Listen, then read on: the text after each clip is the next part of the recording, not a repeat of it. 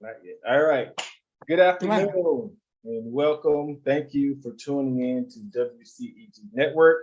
This is Conversations in Education, and I am your host, Vincent Cheeks. We have a very special show for you today. It is our last show of the fall season. After today, we'll be taking holiday breaks and we will come back early in 2023. Before we get into it, I have a couple of announcements to make. First and foremost, I know that everybody did their duties and voted on November the 8th. And I know everybody is tired of the campaigning, tired of the commercials, tired of the spam calls and emails and all of that stuff. But it's not over yet. We have a very important runoff for the Senate, and it's going to be the runoff is December the 6th, and early voting starts November the 26th. Again, it's the Senate runoff between Mr. Warnock and him. So make sure you go vote, and let's bring this thing on home. That's the first announcement. Second announcement, I want to congratulate my producer, Penny, the board, and everyone who works at WCEG Network. We are growing and expanding still, which is definitely a good thing. There are a lot of people that put in a lot of hard work to bring WCEG Network to you. And so I just wanted to shout out all of those people and say thank you for all the hard work that you and I and us, we all do for the station in the community. We have a couple of new members. We have a new board member, Mr. Teddy Aston. Welcome to the family. We have another new member, Mr. Ron Anthony, who is going to be helping with our video and audio stuff. So welcome to the WCG family, and we appreciate all of your contributions. Again, congratulations to Penny and the board for all the great things that they're doing, growing the company, and continuing to do in the community. That is what we are all about. Let's see. Oh, we also got our own server. I don't know exactly what that means, but I know when you have your own in front of something, that means great things. Okay, so congratulations on that too. And with that, I'm gonna do a book review. If y'all remember, my scholar of the week last show was Mr. Clark Carlitos, right? And I recommended his book, Heroes of the Universe. I bought the book to support him, and now I'm going to give a quick review of the book. The first thing I'm impressed about with this book, Clark Carlitos, Heroes of the Universe. I'm going to read his author blurb on the back. It says, Clark Carlitos is currently a third grader who resides in College Park, Georgia. In addition to his favorite hobbies of playing basketball, golfing, and watching television, Clark has always possessed a special love for reading. I know my guest is going to love that part.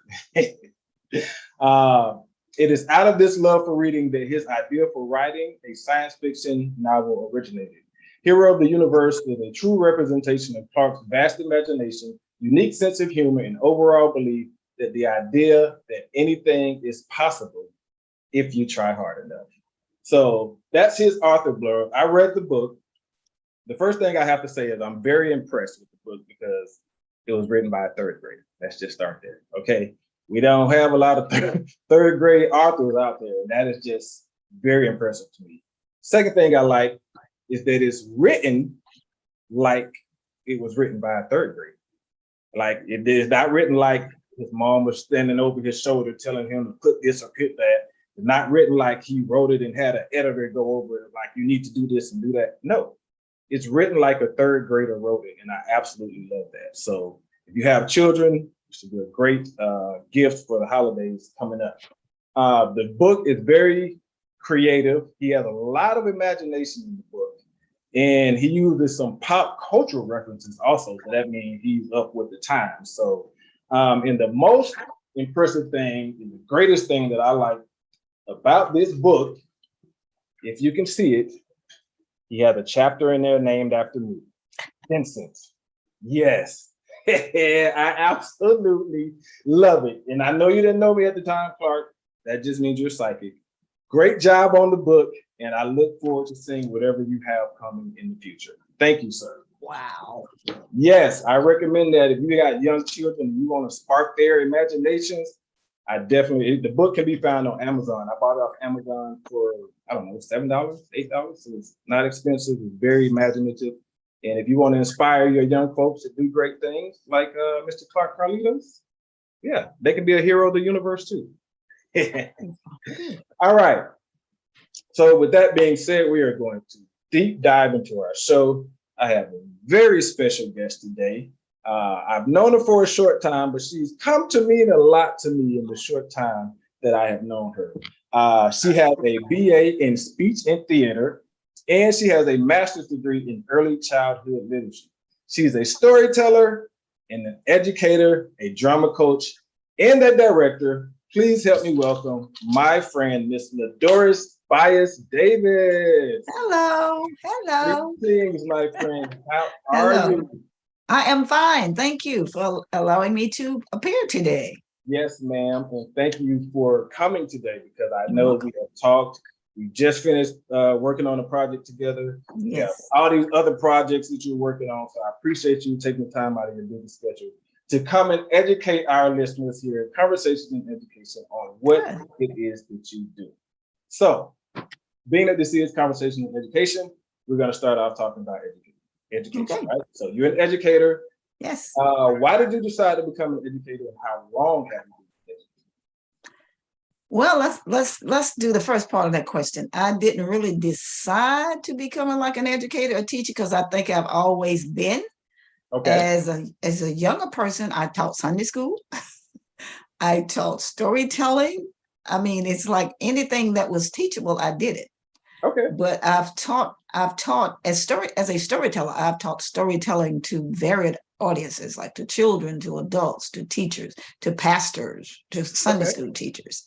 And so with the part that I got into the school system, I wanted to be able to magnify what storytelling brings to the education piece. Okay. So I was like, if I can get my hands into, get my little brain wrapped around that, I can be a more powerful storyteller. I can be a more effective storyteller, is what I'm saying. Yeah. And that proves to be true because there's so much to learn. And I learned a lot from teachers when I was, trying to get a master's. I learned a whole lot from teachers, like, wow, this is pretty exciting. This is powerful. This is where I need to be. So yeah. And I think I've been teaching in the public school system probably about 14 years now. Okay. Yeah, maybe so. Yeah. Well, we appreciate your services in that arena. Well, thank you. As you know, that arena is not for everybody. No, it's not.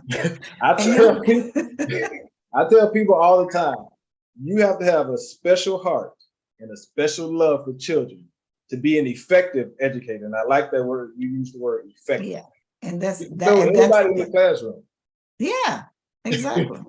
But everybody can't be effective. Everybody can't be, and everybody may not be their calling. And different people have different calling for different grade levels.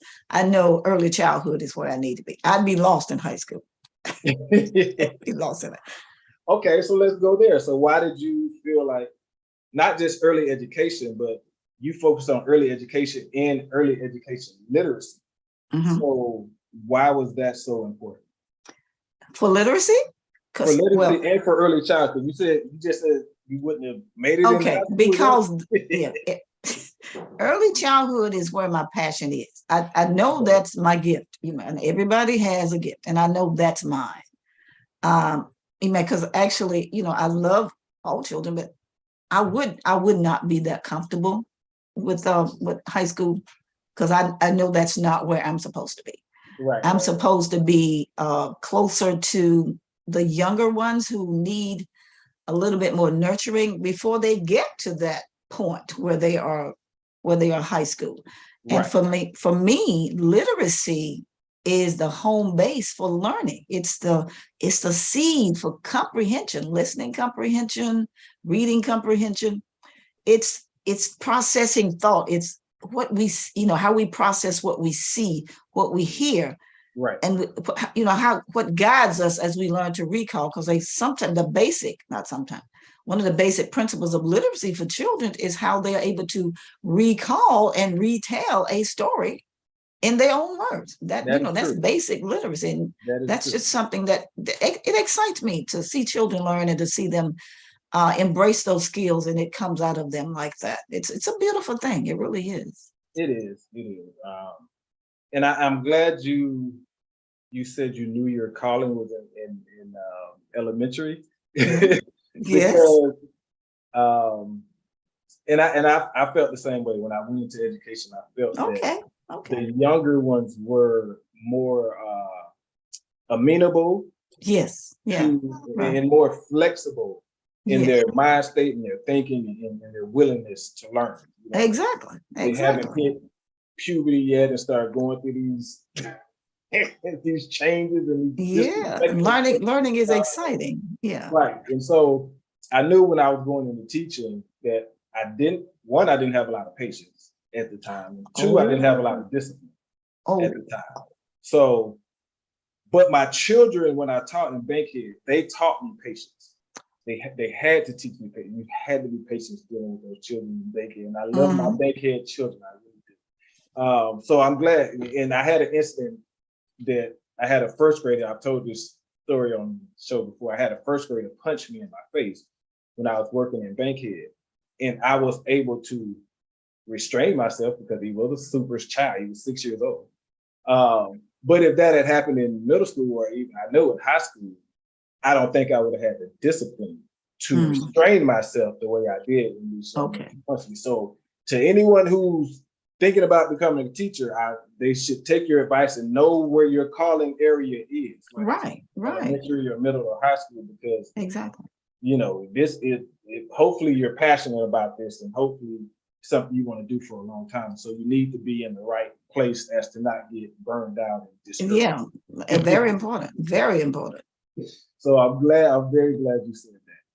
So, and you said, literacy is the home base for learning. I had to write that down.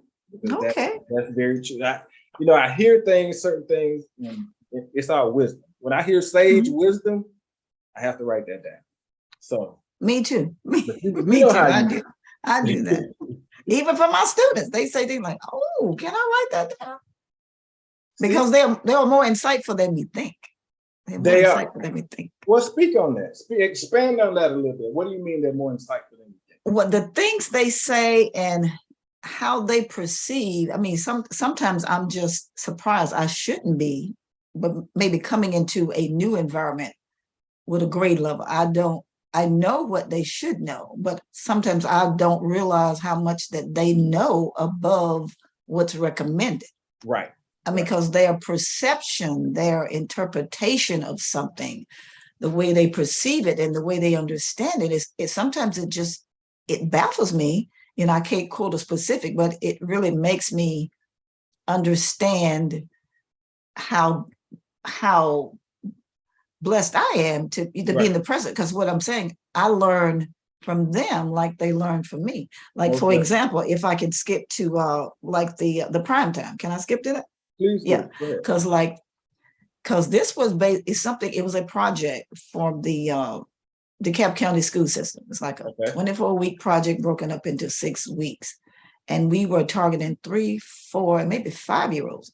Early literacy, because we want to get the 3-year-olds. We don't want to wait till they're 5 to get them in, 4 to get them in pre-K. We want them at 3. So we're trying to prepare these children.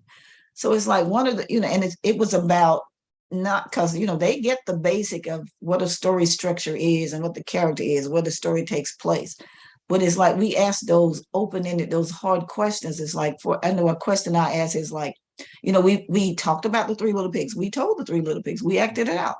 And I said, if there were 4 little pigs, what would they have built their house of? Okay. And I think one of the kids probably said it would be stone because the wolf couldn't tear that down. Okay. And some kids just get really funny with it. Make it a popcorn. And then the wolf would eat it and there would be enough. So. Yeah. And I'm sorry. There was this one. I'm sorry, go ahead. No, I'm listening. I remember this one instance long time ago. I was working on another project. I don't remember what it was, but it was special education children. Okay. And they had this project to do. like it was raining outside. It's in the story, and it's okay. Like what you have to do is draw a picture of how you felt about what was happening in the story. Okay. And I remember this one child, two instances. This one child had this dark crayon. She was just going dark, dark, dark, dark, dark, dark, dark. And she was looking so stern. I was like, what is that? What are you doing? She said, people are angry. I said, really? People are angry because they can't go outside to play.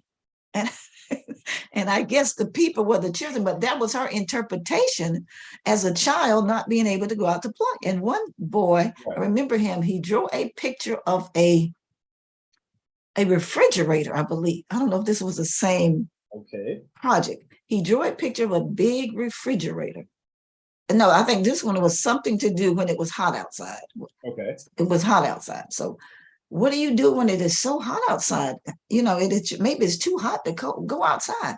He drew this large refrigerator. I was like, why do you have a refrigerator? And it's so big. He said, because you can let the cold air out of the refrigerator. And he looked at me like, didn't you get that? Duh. Did you get that? And I remember when I was in grad school, it stopped me if I keep going. It was in grad school. You're fine. I read Storyteller, right? Storyteller. Don't know when to stop. I read this story. I don't remember what this. Okay, it was a story by a friend of mine, Christina Kessler, because the chameleon, something like that. And the doctor, the little chameleon was changing colors, but he didn't realize that was his nature. So he was going to the doctor, and the doctor was a rabbit. And so later in the story, you know, this is inferred but not seen. As the kids, the doctor had a bag. What do you think was in the bag? Because, you know, it's inferred that he has stuff in the bag. Right. One child says he has a head. I'm like, why does he have a head? Because the one he has may stop working, so he's going to need a new head. And one boy said he has a hammer. And these kids are saying this without cracking a smile. I said, what does he need a hammer for? He said the bang on the head, so it would fit. And one child said, I said, what do you think's in the bag? He said, lunch. He looked at me like, don't you know that? But I have never forgotten that. That has been like part of my lesson when I get to respond to what children said. Right. I'd read them a story because, you know, you're looking at what's inferred, what's not, you know, the basic stuff. But what else do you see? What do children see that we don't see? I would have never thought about that. And they were really serious about what they said. But like, you know, it goes back to them being very insightful. And it's just amazing to see what they say and what they hear and what they take away from that story. It's amazing. And that's why I like the little kids. And they're just so ready to learn. So ready to learn. Yeah, a lot of them at the age are still eager to learn. So, yeah. And to your point, now all the stuff you just described, it reminded me of I know you remember the Bill Cosby show, Kids Say the Darndest Thing. Yeah. I was thinking about that the whole time. See, he knew. Yeah, he knew. And you mentioned about their imagination when I was giving the book review. That's what I meant when I was saying he had a third grade imagination. Exactly. It was like all over the place. And I was like, wow, like the discovery. Yeah. Yes. Okay.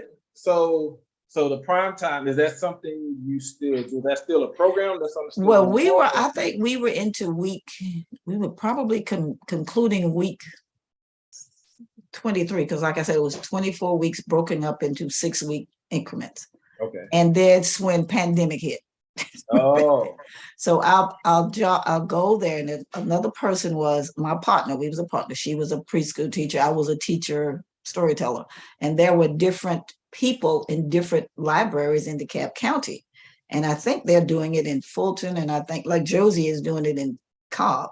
Okay. So, and our job was to get students and parents together and talk about what's in the book, or talk about what they did that day. It's all about driving conversation, driving bonding, and driving the need to express yourself. And so we would even put pictures on the table about the books when they were coming in, because parents got to sit and fellowship and eat with their children because it was after work. And then they would go to different corners and they would explore books. Then we would get together, we would sing songs, something appropriate for little children, and everybody got to introduce themselves. We would read the story, and then we would take the story and we would ask questions, like if there were 4 little pigs, what would he have in his house? And I think once we asked the question, we did the Billy Goes Gruff. Why was the troll under the bridge? Okay. And I think one child said, well, he couldn't really afford a house to live in. So he lived under the bridge. And I think one child said, well, he's behaving so badly, he can't really live with other people. So he's under the bridge. But it's just, we would write, and this been some years, we would write down some of the things that they said and we would put them on the board, and we kept a lot of those comments as part of the project. So they are archived in the library system. And, and then they would get to write things on the board, what they did, because they had homework. They were supposed to go home and read the book maybe like 5 times, and they would be given another book for the next week. And we would read just a portion of that book to get them interested. And they would come back and they tell us how many times they read the book. They would put that on the board. They would put on the board whatever they wanted about the book. And, and at the end, we'd all come back together and we sing a song, and we, everybody would disperse. It's probably like from 6 to 7:30. Okay. And it's a beautiful time because, like I said before, it's the things that come out of their mouths. Even the parents are going like, but, some of it is just downright funny. And I think one of them is like, there was a book called Mr. Plum, something in Mr. Plumbean. There were these people who had this structured street. Okay. They said this street is a neat street because everybody's house basically looks the same. And everybody said, we like this. This is a neat street. Okay. And some seagull came and dropped some orange paint on Mr. Plumbean's house. And people were like, oh, this is not a neat street. So Mr. Plumbean took the paint and started painting. He started doing some other things. And people go like, you need to go talk to Mr. Plumbean because he is not having a neat street. But then people got really creative. And this is kind of like children. One man he created his house and painted it like a castle. One painted it like a zoo. One painted it like, I don't know. I mean, it was just, everybody had a different house. It wasn't what did you call it? The cookie cutter neighborhood anymore. Yeah. And then the kids, we was like, if you could design your own house, what would it be? And here's the creativity. Oh, it would be a house of balloons. It would be a house made of ice cream. I'm about to say, I know it's gonna be candy. Yeah, it got to be a house of candy. But that was just so funny. And somebody might have actually said it. It would probably build a house. Or I think one of the boys said my daddy would build a house of bricks or something. But it was just, that just let out the silly side of it. But somebody probably actually said something very structured. But it was all geared toward conversations and building esteem and being able to speak out loud and share and just experience that book and not be afraid to talk about it and say your own feelings about it. Right. And, building lifelong learners, because it's like everything you pick up, everything you see, learn from it. And children do that because they're sponges. And what we're doing is nurturing and fostering that skill. That's what we're doing as educators, as I see it. So. Building lifelong learners. I like that. Yeah. Oh, that's sage wisdom I'm talking about. You said the program prime time was for 3, 4, 5-year-olds? Yeah, I know it was 3 and 4. I think at 5 years old. It stopped at 5 years old. And if parents came with older children, they were engaged in another space. And after the children, we perused the book, we talked about the book and did the questions, open-ended questions. There was like a book center they could go to with parents. There was a art center they could go to. There was a dramatic play center they could go to. And we just watched them create. We didn't give them ideas in art. We just watched them create. We put materials in place that could be applicable to the story. Like if we did the 3 Little Pigs, of course, that's blocks, and there's maybe like little pig hats, but they created their own environment, and they got to take pictures with it. They got to take it home.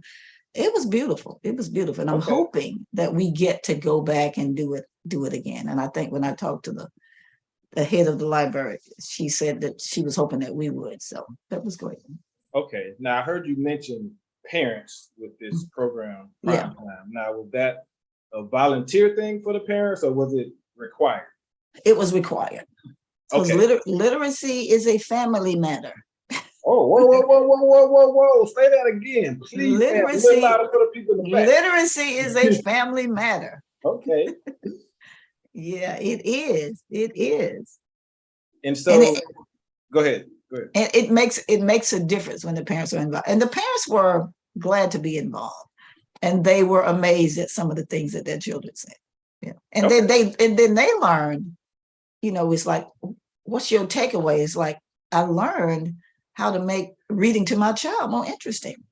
I learned that I can take this book, and there are more books that can be, in that same category, because the beautiful youth librarian would put out books, if you see a movie, it's like people also watch this and they watch this. It's read this book, and here's something that could be tailored to that. Yeah. And so parents were really wonderful, but it's like they were committed. They were very committed to being able to read to their children. And one thing we did is like, no cell phone.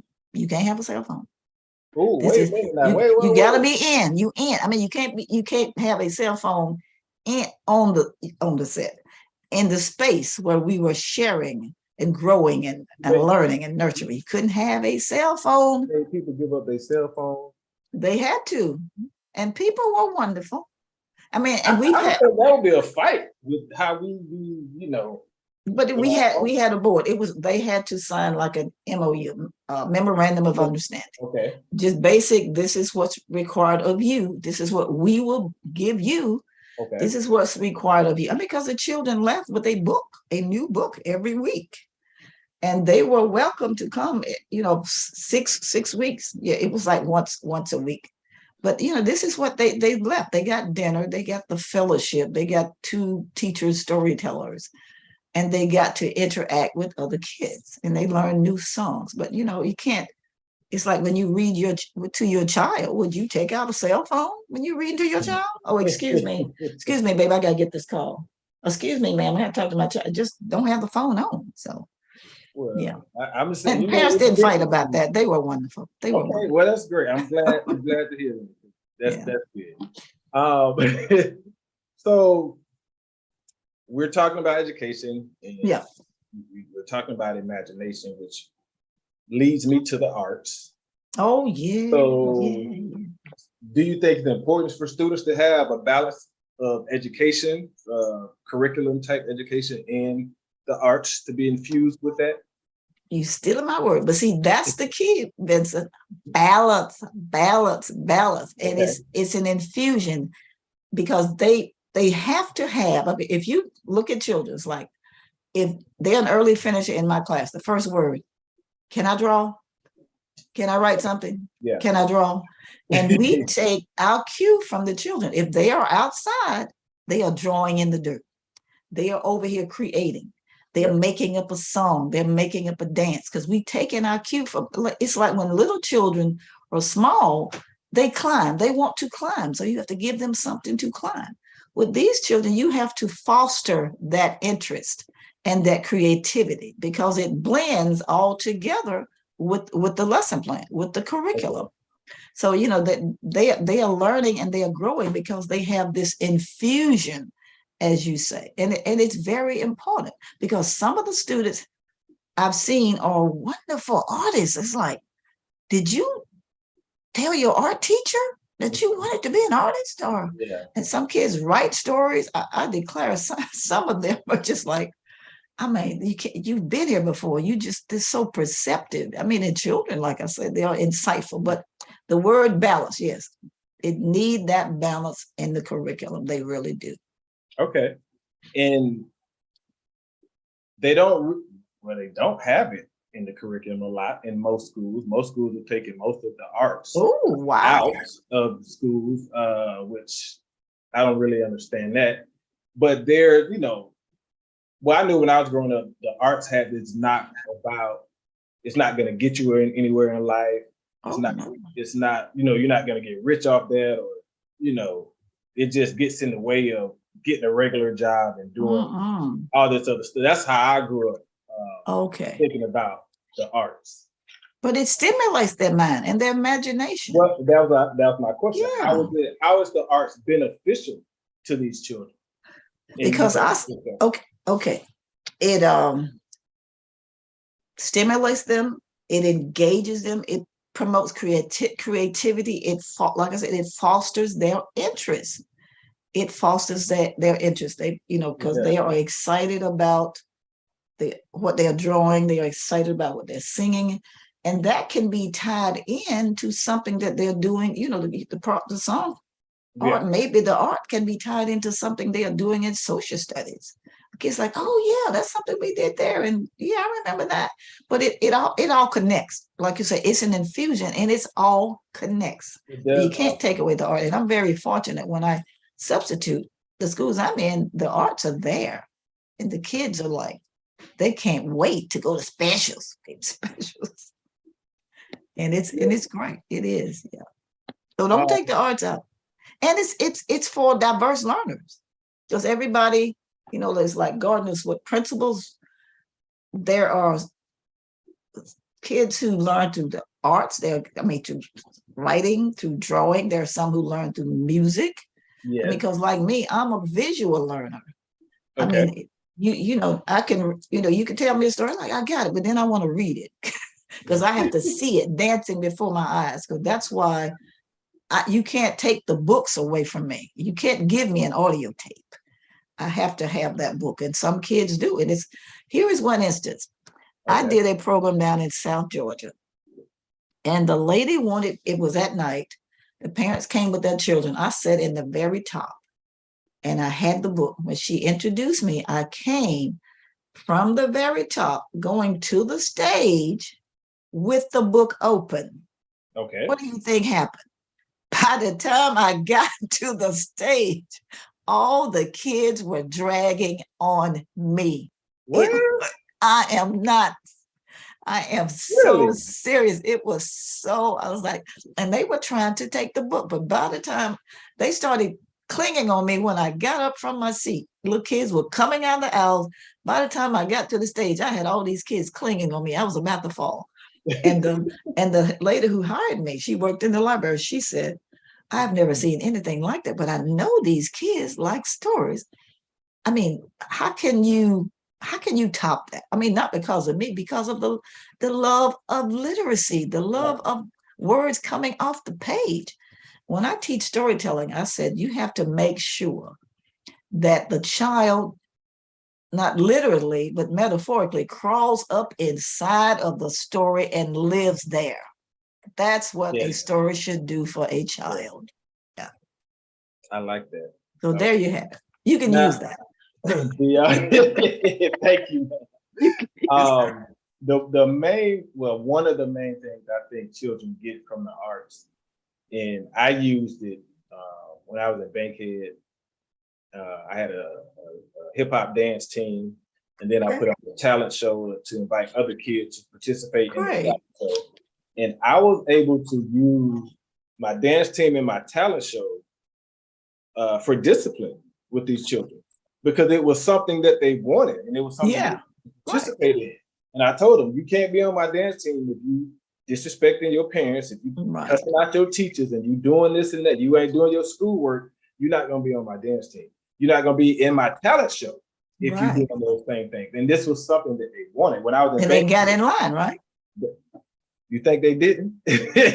No, I don't think that from them. I think they got in line, because it's the power of it's the power of literacy, and it's in them. We just got to make sure we feed it and nurture it and keep giving it to them. Yes, and that's why I'm a storyteller, I think. An excellent story. Thank you. I have a question from the audience. It says, and I haven't heard anything about this, but it says, how do we, you and I as educators, feel that there are some schools that want to abolish kindergarten? Oh, have you heard about that? I hadn't heard about that, but that's one of my That's one of my favorite grades. So would they go from pre-K to first grade? Yeah. How is that going to work? Yeah, I might have to do some research on that one, Yeah. Queen, and come back and do a story on that. I haven't heard anything about that. I think kindergarten is a wonderful transition, a wonderful growth from pre-K to first grade. And yeah. I mean, I wish I'd had kindergarten. I grew up rural. I didn't have kindergarten. I would love to have had kindergarten. What do you need to have? Because you grew up, you're from the SIP, right? Mississippi. I grew up in the rural. I think they had, later on, they had Head Start. My youngest sister went to Head Start.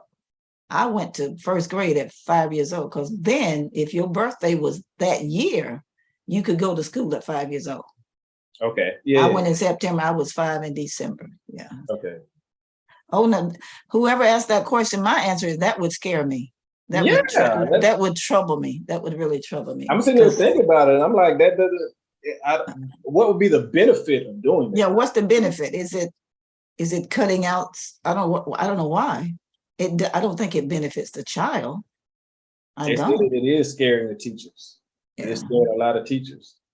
I guess especially kindergarten teachers. Like, what are they? What? I don't know. And they're not. If they go from pre-K to first, they won't be ready. Yeah, I'm not. I got to research this. I know. Yeah, please let me know, because that's now I won't sleep at night. and I don't know any teacher who would endorse that. I'm not speaking for them, but I just don't think teachers would.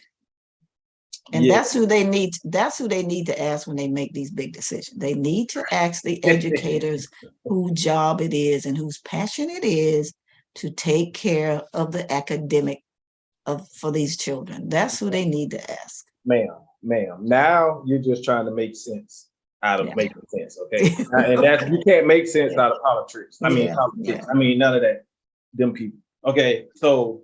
But we advocate for the child. Teachers advocate for the children. We do advocate for the children, and that would be a huge step, I think, in improving a lot of the education system in America in general. Exactly. Having educators do that.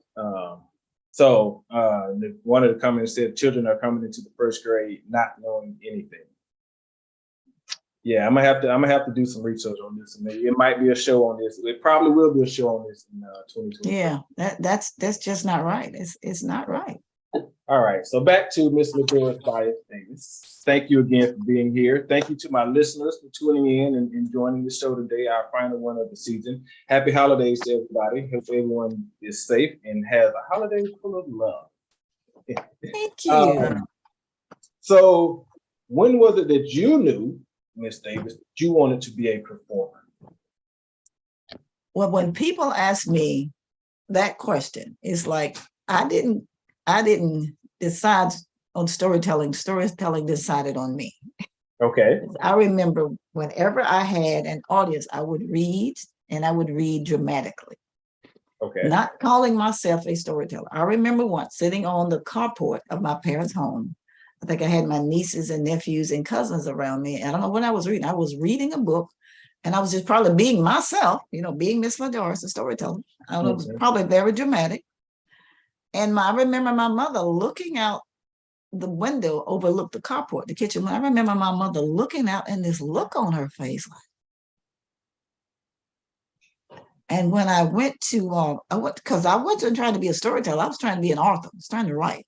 Okay. And I remember our teacher, Mrs. Jane Zanka, she said, read part of your story. And I remember one of my classmates said, why does LaDoris read like this? Why can't she read like everybody else? I'm like, what does that mean? What does that mean? And I was at some performance, like at the Georgia Peanut Festival, and this guy who did puppets, because when he wasn't on stage, I was on stage. He came to me and he said, don't let nobody discourage you for the way you do things. Don't ever let anybody discourage you. And I kept like, why is that? But see, my method is like interaction. Audience gets involved, and my son used to perform with me, and it was just wonderful. Okay. So I think it was just like a progression. I just started telling, and people like, oh, well, can you tell over here? And can you come tell? And it just kind of grew. And I didn't really promote myself a whole lot. Okay. Because I'm still thinking I'm a writer.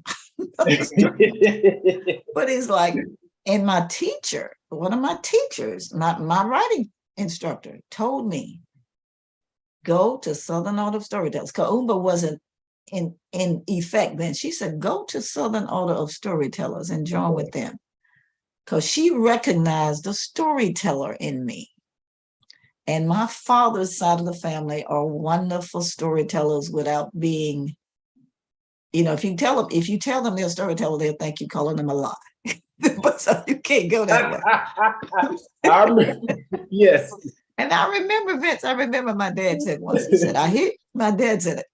He said, I hear you getting popular. He said, what it is you do? I said, Daddy, you know what? I tell lies for a living. Because my dad's thing was, don't lie. I said, I tell lies for a living. But one thing just led to the other. Southern Order of Storytellers, I got into festivals, I got into this, I got into teaching. And it just, the good thing about if you're doing it well with a passion, because I've been accused of you enjoy it more than the children. That's wonderful. And you're so energetic. Yeah. But if you're doing it well, and I made it fun, especially when my son performed with me, he was younger. People would call me, or people would refer me. And, it's like in the school system, media specialists pass the word out there. They pass the word, everybody that's a child, a youth service librarian in the library, they will pass it around. It's like people would call me. I'm like, this is fantastic. So yeah, and I think that started a long, long time ago. I'm not going to say how long. Okay. Well, you were absolutely great at it. Obviously, I'm not 30. I'm glad you said that storytelling chose you, because I kind of feel the same way. Yeah. Because I don't know if you know how I became a member of Kaumba. No, I don't. But it had to do with Mr. Kenny. Mr. Kenny. Oh, yeah. What is he? Mr. Membership. Membership director, right. Membership in Kaumba, y'all. Yeah, shout out to Mr. Kenny. And Miss Brenda wanted me to tell you hi. Who did? Miss Brenda, Queen Storyteller. Oh, Miss Griffin. Brenda Griffin? Yes. Okay. So shout out to Queen Storyteller too. But Mr. Kenny, he does his community talent shows. Okay. And I met him because the one we did this past July, we were supposed to do before COVID. Yeah, you told me. Yeah, I had met him, and when we couldn't do the show, we stayed in contact. And he asked me if I wanted to join Kaumba. At first I really didn't. I'm not a storyteller. I don't know. But I only did it because I thought Mr. Kenny was a nice guy. I didn't want to. That he is. That he is. And so I joined, and not really knowing what to expect, but I think it's been about a year and a half now I've been a part of the organization, and I absolutely love it. Okay. And I've learned so much from all of you, actually, in the organization, and the energy that you all give, or we give as an organization, is very warm, and it's very loving, and welcoming to everyone. So yeah, once I got in it and I started kind of feeling my way, I was like, oh, okay, I like this. And then after you saw me do my first story, you asked me to reached out. I'm like, capturing the spirit of Oakland, right? Yeah, capturing the spirit of Oakland. Shout out to Oakland. Shout out to Oakland. So let's transition to that real quick. Capturing the spirit of Oakland, because that is and the walking tours. In the walking tours, yes. So I'm gonna have you explain both the capturing the spirit of Oakland and the walking tours. So capturing the spirit of Oakland is an annual phenomenal production. I don't know how long it's been going on. I've been out there my 11th year, and it's fantastic. Okay. And people take a walking tour. I think the tour is like an hour 15 minutes, and it's in generally like the last 2 weekends in October. Okay. And it's designed to delight, not to fright. And what happens? There are several actors, and they tell stories, African Americans, Jewish Americans, Caucasians, and they stand on or near the gravesite of those residents of Oakland. Yes. And the wonderful Oakland production staff gives you a wonderful backdrop. and they give you all this lighting and techniques, and you tell that story over and over and over, because the first tour goes out like 5:30, the last tour may go out at 10:30, and there's usually 2 people per part, and there's usually like six spots, and it's phenomenal. It's not about Halloween, it just happens to be that time of year. It's about preserving the narratives of those residents of Oakland, and some of them that we know of, we still don't know them all, right, have phenomenal stories to tell. Like you told the story of Bishop Gaines, who helped develop Morris Brown College and Bethel New Church. And I did the part this year of the washerwoman who had a strike of 1881. As I learned, it was not just African Americans, it was Caucasians and Native Americans and other cultures. Anybody who was a washerwoman and who were not getting treated fairly with their pay, they went on strike. And the strike of 1881 here in Atlanta of the washerwomen was one of the most successful labor movements of our time. And those are the kind of stories that we tell. And you should come and get your tickets early. Now, the walking tour, I do what is called We Shall Overcome. And I want to do the Black Magnolias, the female African-American residents, some of them. But We Shall Overcome, the title is From Civil War to Civil Rights. Because a lot of you should. And that's a volunteer opportunity. A lot of our residents have made phenomenal strides, and to me, they are our unsung heroes. So the walking tour is like mine is generally an hour. We start at the gate where people meet me, and my first stop is the Honorable Mayor Jackson, who is buried in North Grounds. We start with him, then we journey on to Slave Square, which used to be the edge of the original 6 acres, but now it's 48 acres, and we have, it's a story behind there, but there's beyond there is the historic African-American burial grounds. And a lot of those people, like I said, have made strides. They are the unsung heroes. Like, for example, Carrie Steele Logan, who was an orphan and a slave, opened the first home for African-American orphans who were need to be fed, need to be cared for. They were just out in the street. Right. And we think it may have been the first orphanage for African-American children in the country. And then there was Selena Sloan Butler, who started her child's in her school, the first PTA, but got national recognition later as one of the leaders. And if you go to the underbelly of the Atlanta Hartsfield Airport, which I call the rainforest, there are all these. I call it the rainforest, like the underbelly of the airport because I always walk. I rarely get on the cars. I walk because I love walking and I love the scenery. And, you'll pass the Zimbabwe exit, but there's this wonderful gallery of all these wonderful people who have made contributions. And Selena Sloan Butler is one of them. So it's a lot of interesting people out there. It's the Tates. I think you did that last year. Dr. Badger, who was one of our first African-American dentists. Marie Antoinette Taylor, one of the founders of the AKA. So there are some phenomenal people out there. I'll call them again, our unsung heroes. And that's what the walking tour is. Just to highlight and give people just a snippet of the information. So that's what that is. And the Black Magnolias, those are just the females. And I haven't done that tour yet, but Dr. Henderson and Jahan does. And it's quite wonderful. And I want to start doing those tours because I performed a lot of those characters, for 11 years. And you said, so Capturing the Spirit of Oakland is usually October 20th through October 30th. It's usually the last 2 weekends, which is like Thursday through Sunday. Thursday through Sunday. Right. So it's 8 days. Last year it was 12 days. Right. And it sells out every year. So. It sells out because it's released to the public first. No, it's released to the members. Members get first crack at the tickets. And Oakland has a lot of members. It's a lot of support. So after that, you have to get in there early. But the best thing to do is what? Be a member of Oakland Cemetery. And I would also say be a member of the DeKalb Historical Society. Okay, what's the DeKalb? What the DeKalb? We got 7 minutes now. Okay, well, the DeKalb History Center does. Like today, I mean, today or this weekend, they're doing like a lunch and learn. They share a lot of history about DeKalb. And every year in February, there's a Black History program, and I'm usually the moderator, and it's a sellout. But I mean, just this is a wonderful, because right now there's an exhibit. I don't remember what it is, but go there. Just like you go to the Apex, go to the Auburn Avenue Research Library, go to Historical Center in DeKalb County. There's the Emory. There is so much to see and to do and to learn in Atlanta and around. So now we mentioned Kaumba. Oh yeah. So can you tell us a little bit about Kaumba, how long you've been with that organization, and please tell us the difference between Kaumba Storytellers and what is the other? It's Southern Art of Storytellers. Not much difference.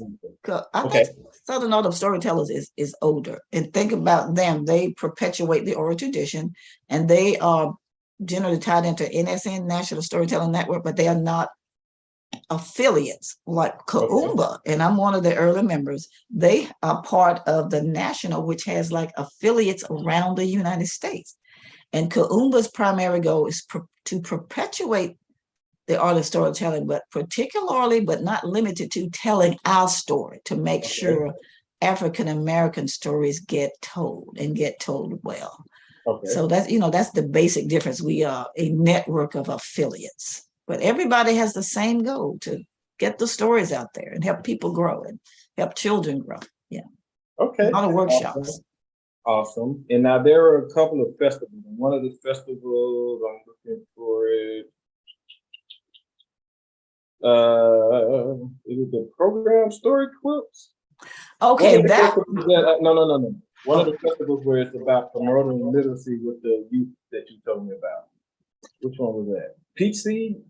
Oh yeah. Oh, Peach Seed. Peach Seed was my brain. No, Ann Wallace, who's deceased, and David Shetton. We were all educators with master's degree. We were all storytellers, and we created Peach Seed. Peach for Georgia, the seed, the children.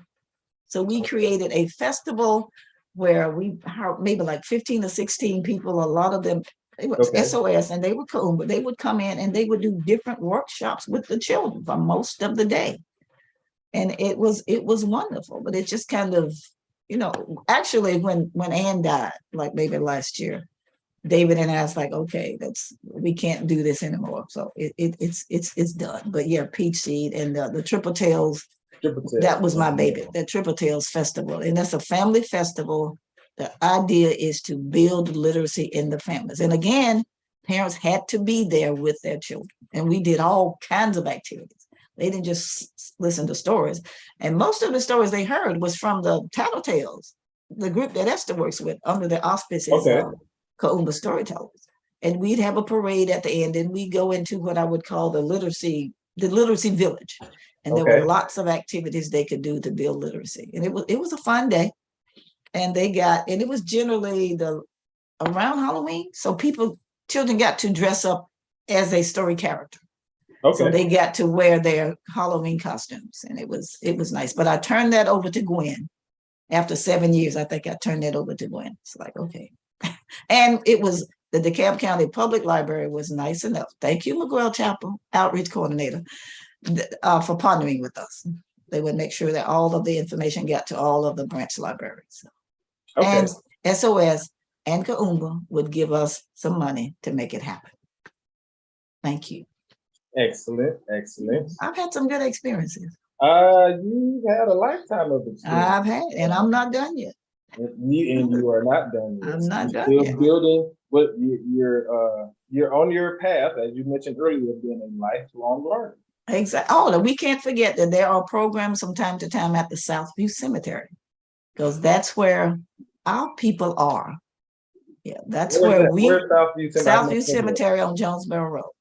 Winnie Hempfield is the proprietor. So make sure there's a lot of, that's where the King family's buried, the ones that are not somewhere else.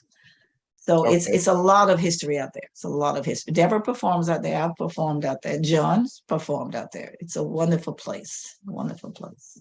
Okay. To learn history, and it is a lot of our people are there.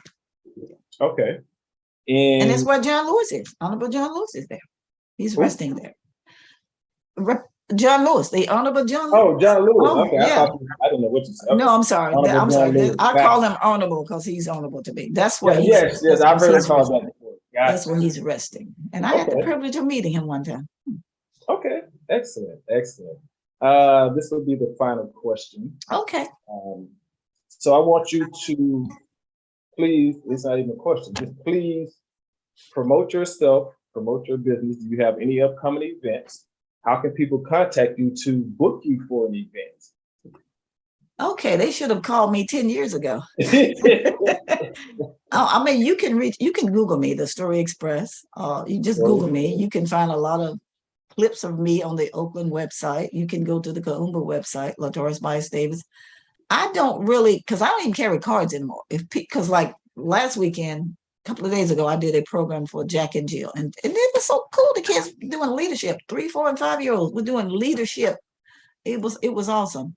So I'm not, if somebody contacts me and I can't do it, I was like, okay, here's somebody I would recommend. Or go to the Kaumba website. Because I do work, like Nancy Sims says, I get enough. So, but I've been doing this since I've had like 30 years in the business. So I'm ready to do a lot of traveling, but I do like, my favorite thing to do is to go into schools and be a reading motivator. Motivational program. You share stories and you make them live. And like one school I did first grade, I came back, did second grade. The first graders came to the cafeteria. Then they ran me over to hug me because they remembered the stories I told them. It's the power of literacy. That's beautiful. That is absolutely power of literacy. Because children remember. They know what you said, what you wore. You're right. You're absolutely right. And to your point about reading programs in schools, I used to do Real Men Read at Columbus Elementary. And I did it also at. Did they do at Tony Elementary? I don't think, I never did it. Okay, because I know they have a men's program where they read to the children. That's so awesome. Oh no, I did a career day program at Tony before. Okay. I used to do before COVID, I did career day tours where I would go out in different schools and talk to people about. I think we've all done that. But my passion is motivation to read. I take my little rain sticks and my books and I mean, I still do festivals. Sometimes they'll have like culture festivals where a bunch of us storytellers go. Like Gwen and I went way out to Gwinnett or something. It was awesome, just awesome. The way children react to books, the power of literacy. I can't say that enough. The power of literacy. It's airborne, Vincent. It's airborne. It has to be. It has to be. It has power of literacy for our children. For our children, and because literacy is the home base for learning, as you stated. There you go. Well, ma'am, I have thoroughly enjoyed this interview. Thank you for being my final show of the season. Thank you for reaching out. Yes, ma'am. I thoroughly enjoyed it. Thank you for all this great historical work that you do in the community. Like you do a lot with Oakland and Southview and DeKalb Library, DeKalb Museum. Like you just all over the place with this learning, lifelong. Well, like I said, it's airborne. Can you tell me where people can see this again? Will it be somewhere people can see it again? Oh, I thought I sent you that. But yes, if anyone want to watch the show, they can go to WCEG Network. You did. And I think it's WCEG on Facebook, it's WCEG Talk Radio. You did. Okay. Thank you. This has been stimulating and a lot of fun. It's been a very nice #casual conversation. Yes. That's what we do here. In education. Yes, that's what we do at Conversations in Education. That's what we do at WCEG Network, which stands for Worldwide Community Empowerment Group. It's all about speaking life into the community and to our children. Absolutely. So thank you again, ma'am. Thank you. My pleasure. I'm honored. I'm honored. YouTube is WCEG Network also. So they're always going to be on YouTube. They're on Facebook Live now, and then you can go back to YouTube anytime. And please ask your friends and your followers to subscribe to our WCEG Network page, because we need subscribers. Okay. Thank you, ma'am. And before we go, I have to do my Scholar of the Week. So this year's Scholar of the Week goes to 9-year-old Karen Quinn of Las Vegas. And you know what? Scratch that. You know what I'm about to do? We're going to have a new segment for 2023. It's going to be called Hero of the Universe. It's going to be my new segment because what I'm about to say, it doesn't apply to being smart in education, which is what my Scholar of the Week usually is. So I'm going to apply a new one today, and I'm going to do a Hero of the Universe. So my Hero of the Universe today is 9-year-old Karen Quinn from Las Vegas. Karen Quinn was sitting in a car that was running with her brother. Her mom had went into a 7-Eleven store. Parents, please stop leaving your car running with children inside. The mom went into the store. This guy he was sitting there playing the slots. And he saw the mom go in. He got up and he just took the car. The mom runs out of the store. She sees him pulling off. She's chasing the car down the street. And the man she's screaming, please let my kids out. You can have the car. He just drives off. So he takes off down the street. The woman don't know what to do. Next thing you know, I guess he put the children out. So 9-year-old Karen Quinn had her 11-month-old brother and carried him 5.5 blocks back in the direction to the 7-Eleven, which they had just got taken. Wow. And the police ran into him on the way and put him in the car and took him to their mom. So little Karen is being held a shero right now for saving herself and her brother, which is why I thought it would be more appropriate to call her a hero of the universe, because you literally just that's a shero for sure. That's a shero. Saved her and her brother's life. So shout out to 9-year-old Karen Quinn from Las Vegas for being my first hero of the universe. And with that being said, there can't be any other better way to end the program. Than on a child super shero.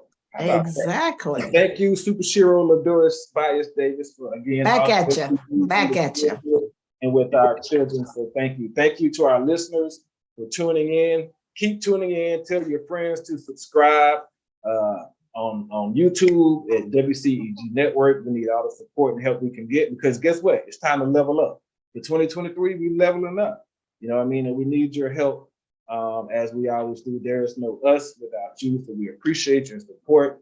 Happy holidays to everyone and Happy New Year. We'll see you in 2023. Goodbye. Be blessed. Peace. Be blessed. Thank you, LaDoris.